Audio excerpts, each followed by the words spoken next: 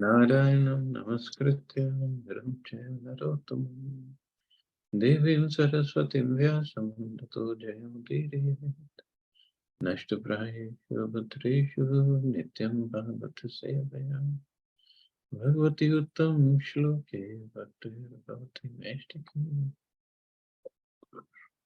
So continuing with the discussion on Sri Chaitanya Charitamrita, Adi Lila, we're starting new chapter, chapter 11 today, the expansions of Lord Nityananda. Text 1 onwards. Nityananda padam bhoja bringan prema madhun madan natva khilanteshu mukhya likhyante katichinmaya. After offering my obeisances unto all the devotees of Shri Nityananda Prabhu, who are like bumblebees collecting honey from his lotus feet, I shall try to describe those who are the most prominent. Jaya Jaya Mahaprabhu Shri Krishna Chaitanya Tahara Charanashritaya Se Dhanya. All glories to Shri Chaitanya Mahaprabhu. Anyone who has taken shelter at his lotus feet is glorious. Jaya Jaya Shri Advaita Jaya Nityananda Jaya Jaya Mahaprabhu Sarva Bhakta Vrinda. All glories to Shri Advaita Prabhu, Nityananda Prabhu, and all the devotees of Lord Chaitanya Mahaprabhu. Tasya Shri Krishna Chaitanya Satta Premamara Shakina Urdhva Skandhavadhutendoho Shakha Rupan Ganan Nama. Shri Nityananda Prabhu is the topmost branch of the indestructible tree of eternal love of Godhead, Shri Krishna Chaitanya Mahaprabhu. I offer my respectful obeisances to all the sub-branches of that topmost branch. Shri Nityanandera Vrikshera Skanda Gurutar Tahate Janmila Shaka Prashaka Vistar. Shri Nityananda Prabhu is an extremely heavy branch of the Chaitanya, of the Sri Chaitanya tree. From that branch grows many branches and sub-branches. Malakare richa jale bade shaka gan prema full phale bhare chaila bhuvana. Watered by the desire of Shri Chaitanya Mahaprabhu, these branches and sub-branches have grown unlimitedly and covered the entire world with fruits and flowers. Asankhya Ananta Gana Kekaru Gana Apa Nashodite Kahe Mukhya Mukhya Jan. These branches and sub-branches of devotees are innumerable and unlimited. Who could count them? For my personal purification, I shall try to enumerate only the most prominent among them. So one should not write books or essays on transcendental subject matter for material name, fame, or profit. Transcendental literature must be written under the direction of a superior authority because it's not meant for material purposes.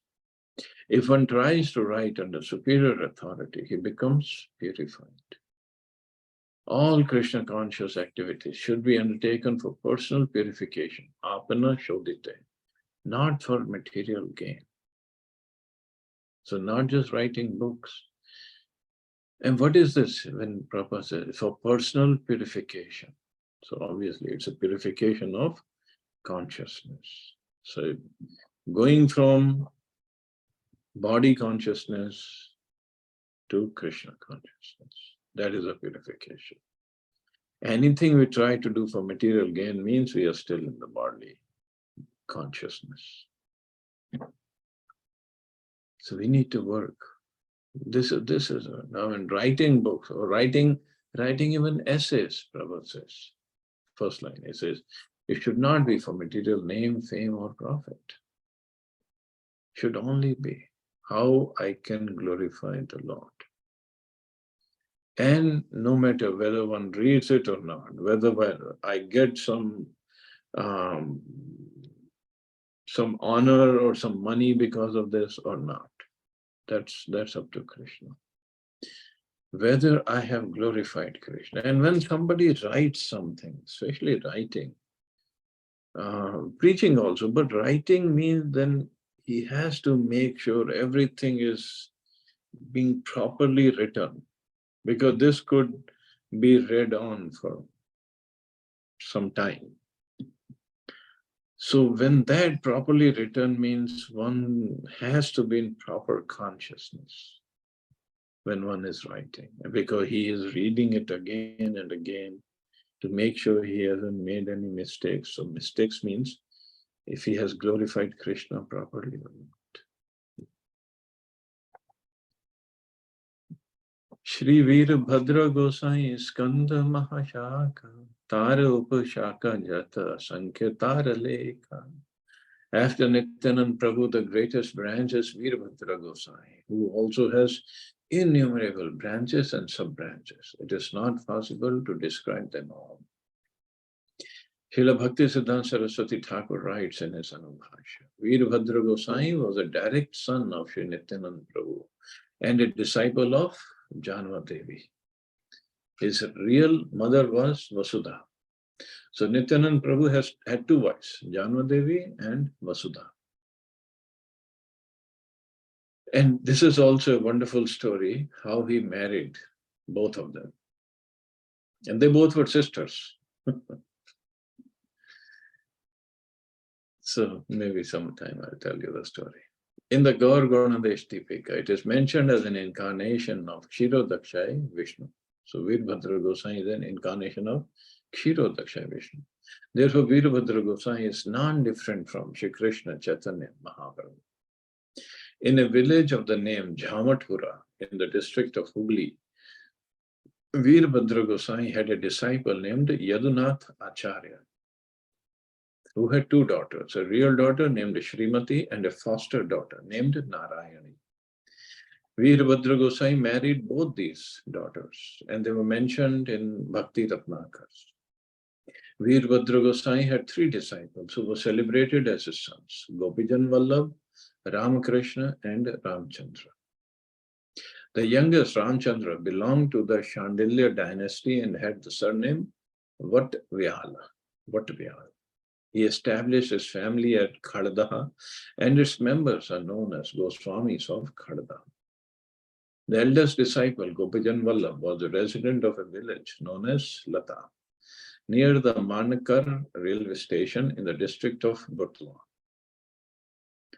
The second, Ramakrishna, lived near Maladaha in a village named Gayeshpura. Srila Bhaktisiddhanta Saraswati Thakur notes that since these three disciples belong to different gotras or dynasties, and also had different surnames and lived in different places, it's not possible to accept them as real sons of Veerbhadra Gosai. So they were disciples, not sons. Ramchandra had four sons, of whom the eldest was Radha Madhav, whose third son was named Yadvendra. Yadvendra's son was Nandakishore, his son was Nidhi Krishna, his son was Chaitanya Chanda. His son was Krishna Mohan, his son was Jagan Mohan, and his son was Vrajanath, and his son was Shyamalal Goswami. This is a genealogical table given by Bhaktisiddhanta Saraswati Thakur for the descendants of Veerbhadra Gosai.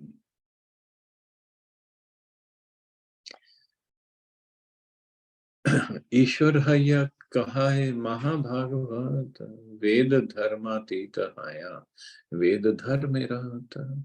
Although Veerbhadra Gosai was the supreme personality of Godhead, he presented himself as a great devotee. And although the supreme Godhead is transcendental to all Vedic injunctions, he strictly followed the Vedic rituals. Antare Ishvara Cheshta Bahire Nirdambha Chaitanya Bhakti Mandape Teho Mula Stamba. He is a main pillar in the hall of devotional service erected by Sri Chaitanya Mahaprabhu. He knew within himself that he acted as the Supreme Lord Vishnu, but externally he was prideless. So he was Kshirodakshay Vishnu himself. And another thing to note is that Chaitanya Mahaprabhu did not have any children. Although he married twice, but he didn't have children. Nityanand Prabhu he had, I don't think Veerbhadra was the only child. I think he had one more, if I'm not wrong.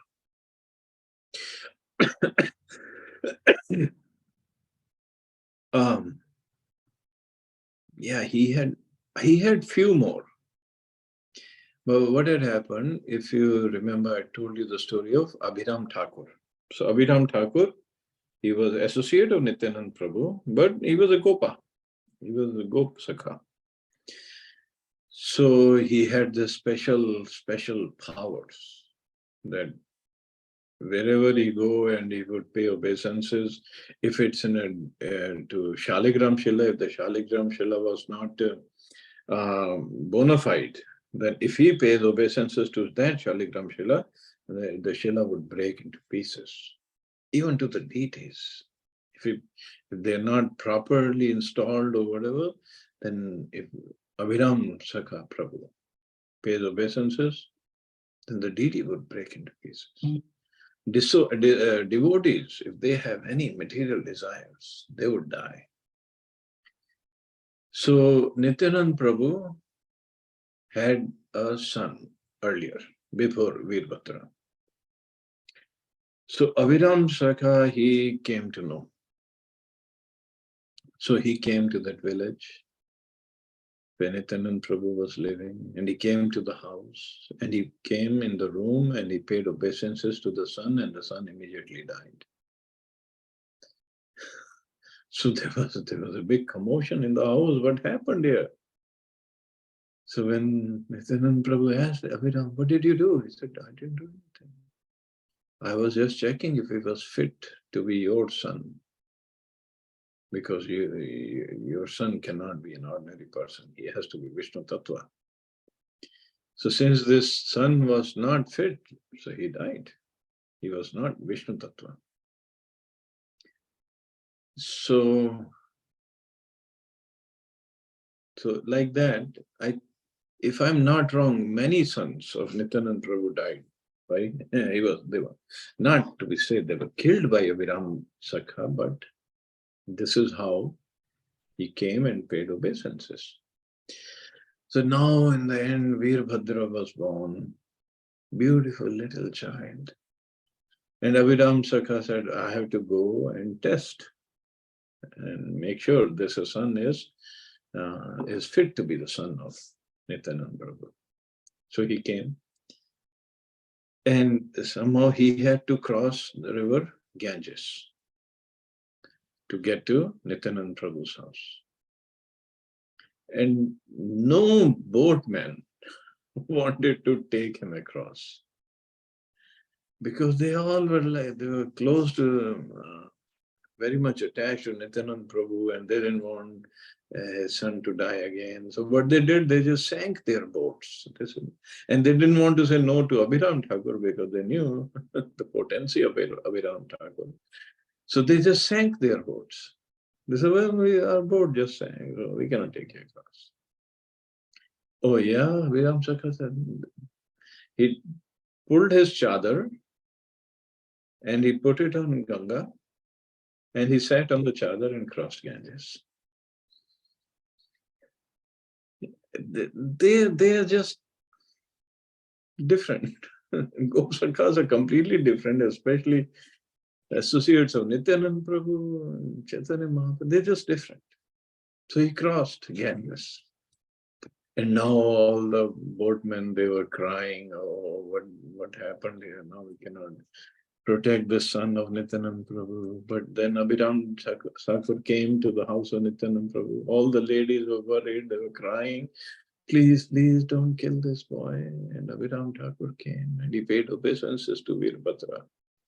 And got up, and Veerbhadra was sitting and laughing at Abhiram Thakur. He said, what is this? This is the real one. Then he paid obeisances again. And Veerbhadra was still laughing. And then he understood, yes, he is Vishnu Tattva. He is the real son of Nityanand Prabhu. So everybody was jubilant in the house.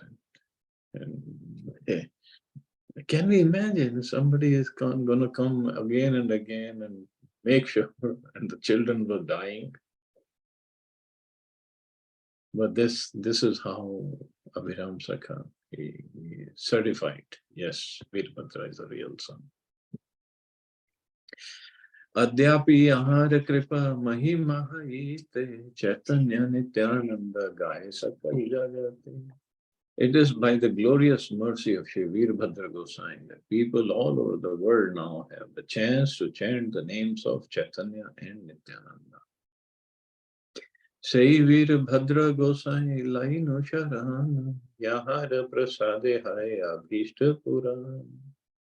I therefore take shelter of the lotus feet of Veerbhadra Gosai, so that by his mercy my great desire to write Shri Chaitanya Charitamrita will be properly guided.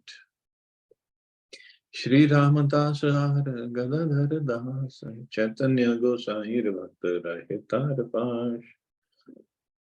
Two devotees of Lord Chaitanya named Ramdas, Shri Ramdas and Gadadhar Das always lived with Shri Veerbhadra Gosai. Shri Ramdas, later known as Abhiram Thakur, was one of the 12 Gopals, or cowherd boyfriends of Shri Nityananda Prabhu. The Gaur Ganadesh Deepika states that Shri Ramdas was formerly Shri Ram. And if you remember, no, Shridham is brother of Radharani. In Bhakti Ratnakar, there is a description of Shri Abhiram Thakur. By the order of Shri Nityananda Prabhu, Abhiram Thakur became a great acharya and preacher of the Chaitanya cult of devotional service. He was a very influential personality, and non-devotees were very much afraid of him. Empowered by Nityananda Prabhu, he was always in ecstasy and was extremely kind to all fallen souls. It is said that if he offered obeisances to any stone other than a Shaligram Shila, it would immediately fracture. Srila Bhakti Siddhanta Saraswati Thakur writes in his Anubhashya, 10 miles southwest of Chandapadanga railway station on the narrow gauge railway line from Howrah in Calcutta to Amta, a village in the Hooghly district, is a small town named Khanakula Krishnanagar, where the temple in which Abhiram Thakur worshipped is situated. During the rainy season, when this area is inundated with water, people must go there by another line, which is now called the Southeastern Railway. On this line, there's a station named Kolaghat, from which one has to go by steamer to Ranichak. 7.5 miles north of Ranichak is Khanakula. The temple where Abhiram Thakur worshipped is situated in Krishnanagar, which is near the Kula bank of Khana, or Dwarkeshwar temple. Therefore, this place is celebrated as Khanakula Krishnanagar. Outside of the temple is a bakul tree. This place is known as Siddha Bakul Kunja. It is said that when Abhiram Thakur came there, he sat down under this tree. In Khanakula Krishnanagar, there is a big fair held every year in the month of Chaitra, March, April, on the Krishna Saptami, the 7th day of the dark moon. Many hundreds and thousands of people gather for this festival. The temple where Abhiram Thakur worshipped has a very old history. The deity in the temple is known as Gopinath. There are many Sevayat families living near the temple. It is said that Abhiram Thakur had a whip, and that whoever he touched with it would immediately become an elevated devotee of Krishna.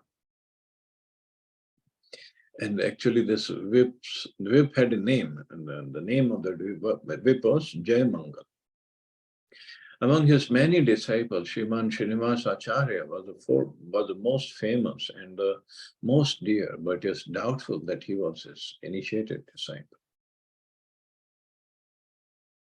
So we'll read about Srinivas Acharya, Narottam Das Thakur, and Shyamanand Pandit or Dukhi Krishna Das later on.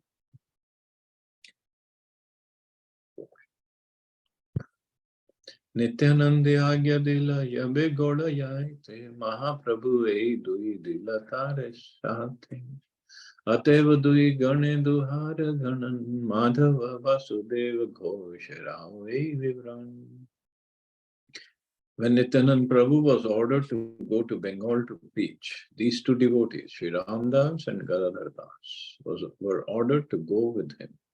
Thus, they are sometimes counted among the devotees of Lord Chaitanya and sometimes among the devotees of Lord Nityananda. Similarly, Madhav Ghosh and Vasudev Ghosh belong to both groups of devotees simultaneously. Srila Bhaktisiddhanta Saraswati Thakur writes in his Anubhashya, there is a place named Danihata near the Agradweep railway station and Patuli in the district of Burdwan, where the deity of Sri Gopinathji is still situated. This deity accepted Govind Ghosh as his father. This is also a wonderful story. This shows, that's why Chaitanya Charitamrita is the postgraduate study. This really shows the love between devotee and the deity. So as Prabhupada writes, this deity accepted Govind Ghosh as his father. So this deity of Gopinathji. So what had happened, Govind Ghosh was very devotedly serving this deity of Gopinathji. And Govind Ghosh had a little son. And somehow, it's all Krishna's arrangement because devotees of like Govind Ghosh, they're not living their karmic cycle. Whatever happens is by mercy of the Lord. So this son of Govind Ghosh died. So Govind Ghosh was very sad, upset, and he could not serve the deities properly for a few days. And Gopinathji appeared. He said, why? What's the problem? You're not serving. Well, my son has died and I'm serving you, but what is it? I got this misfortune. I'm serving you. My son has died. And so who's going to do my Shraddh now? Gopinathji said, don't worry, I'll do your Shraddh. You're like my father, taking care of me, like your son. So you're like my father. I'll do your Shraddh. And this is what Prabhupada writes. Even until today, the deity performs the Shraddh ceremony on the anniversary of the death of Govind Ghosh.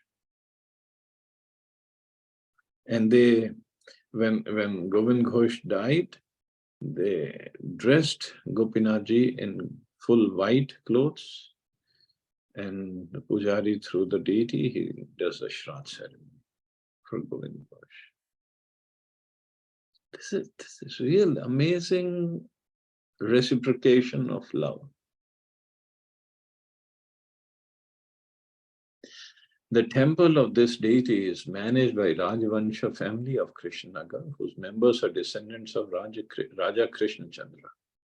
Every year in the month of Vaishak, when there is Baradola ceremony, this Gopinath deity is taken to Krishnanagar. The ceremony is performed with 11 other deities, and then Shri Gopinathji is brought back to the temple in Agradweep. Ramadas Mukhya Shakha Sakhya Prema Rashi Shola Shangera Kartaye Tuli Kailavanshi. Ramadas, one of the chief branches, was full of fraternal love of Godhead. He made a flute from a stick with 16 knots. I mean, how big that flute must be. Gadadhar Das Gopi Bhave Purnananda Yar Ghare Dan Keli Kaila Nityananda. Srila Gadadhar Das was always fully absorbed in ecstasy as a gopi. In his house, Lord Nityananda enacted the drama Dana Keli. So about Gadadhar Das, we discussed the other day how he went to the Qazi's house and asked him to chant the names of Krishna. And Qazi said, okay, just go back. It's night, I'm tired, tomorrow I'll chant the names of Krishna. And Gadadhar was happy. He was jumping up. You just chanted, so all your sins are gone now. Shri Madhav Ghosha Mukhya Kirtanyangane Nityananda Prabhu Nitya Kare Yargane. Shri Madhav Ghosh was a principal performer of Kirtan. While he sang, Nityananda Prabhu danced. Vasudeva Gita Kare Prabhur Varnane Kashta Pashan Drave Yahara Shravan. When Vasudev Ghosh described Lord Chaitanya and Nityananda while performing Kirtan, even wood and stone would melt upon hearing it. So what kind of Kirtaniyas they must be? It's amazing. Murari Chaitanya Dase Ralokika Leela Vyagra Gale Chada Mare Sarvashane Kela. This is another associate of Lord Nityananda. There were many extraordinary activities performed by Murari, a great devotee of Lord Chaitanya Mahaprabhu. Sometimes in his ecstasy, he would slap the cheek of a tiger, and sometimes he would play with a venomous snake. Srila Bhakti Siddhanta Saraswati Thakur writes in his Anubhasha, Murari Chaitanya Das was born in the village of Vrindavanpura, which is situated about 2 miles from the Galasi station on the Burdwan line. When Murari Chaitanya Das came to Navadvip, he settled in the village of Modudram or Mamagachi Gram.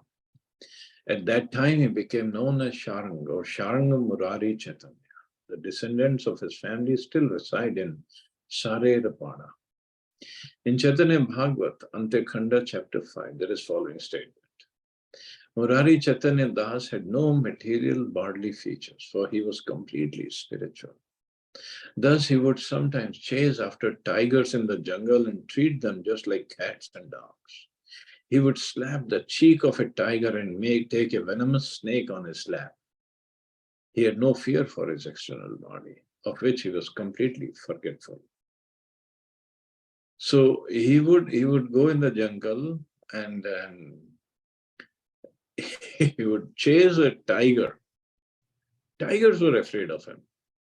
He was small, very small person, size-wise. And he would slap the cheek of the tiger and tell him to chant Hare Krishna. And if he's not chanting, he would slap him again.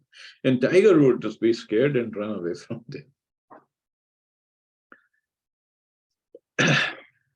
He could spend all 24 hours of the day chanting the Hare Krishna Mahamantra or speaking about Lord Chaitanya and Nityananda.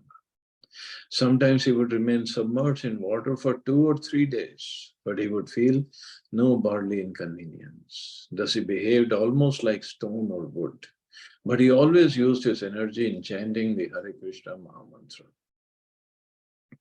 No one can describe his specific characteristics, but it is understood that wherever Murari Chaitanya Das passed, whoever was present would be enlightened in Krishna consciousness simply by the atmosphere he created.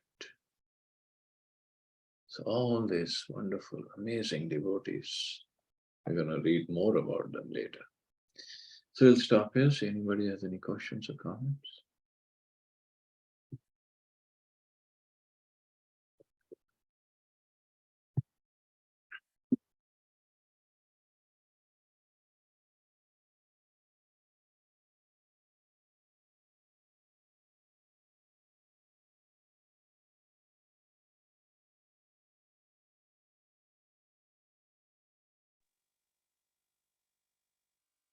Thank you, Prabhuji.